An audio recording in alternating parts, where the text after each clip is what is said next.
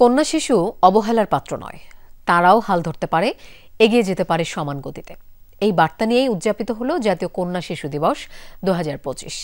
মহিলা ও শিশু বিষয়ক মন্ত্রণালয় এবং জাতীয় কন্যা শিশু অ্যাডভোকেসি ফোরামের যৌথ উদ্যোগে হয় বর্ণাঢ্য র্যালি আর আলোচনা সভা। তাতে কন্যা শিশুদের এগিয়ে যাওয়ার পথকে আরও মসৃণ করার অনুপ্রেরণা দেয়া হয়। শিশু কন্যাদের পাশেই আছে দেশ, দেয়া হয় এই আশ্বাসও।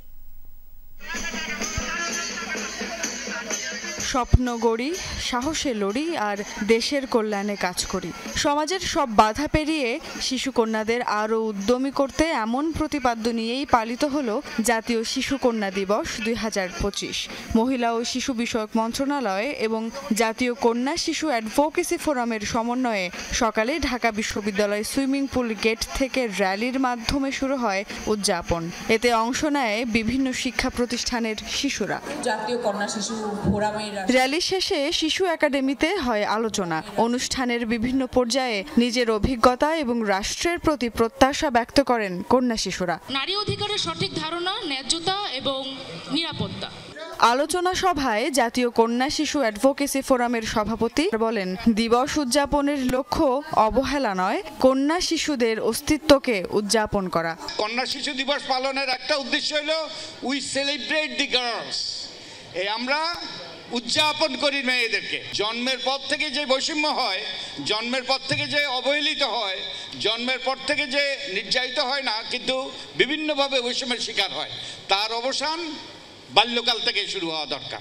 এ সময় কন্যা শিশুদের অনুপ্রেরণা দেন মহিলা ও শিশু বিষয়ক মন্ত্রণালয়ের উপদেষ্টা শারমিন এস মুর্শিদ। কোনো বাধা এলেই মন্ত্রণালয়ের সঙ্গে সরাসরি যাতে যোগাযোগ করতে পারে শিশুরা, সেই সংযোগ পথও উন্মোচন করেন তিনি।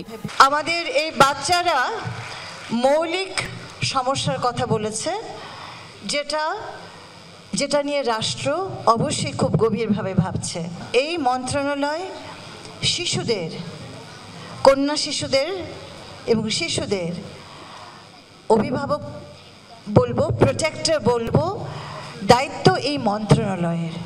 আমরা স্বীকার করছি, আমরা এটার জন্য কাজ করছি এবং আমরা একটা কাঠামো তৈরি করার চেষ্টা করছি। আমরা জোর করতালির মাধ্যমে অনুষ্ঠানের শেষ পর্যায়ে রচনা এবং চিত্রাঙ্কন প্রতিযোগিতায় জয়ী শিক্ষার্থীদের পুরস্কার বিতরণ করা হয়। শেষ পর্যায়ে শিশুদের সাংস্কৃতিক আয়োজনের মধ্য দিয়ে শেষ হয় বর্ণাঢ্য এই আয়োজন। সুমাইয়া ঐশী, যমুনা নিউজ, ঢাকা।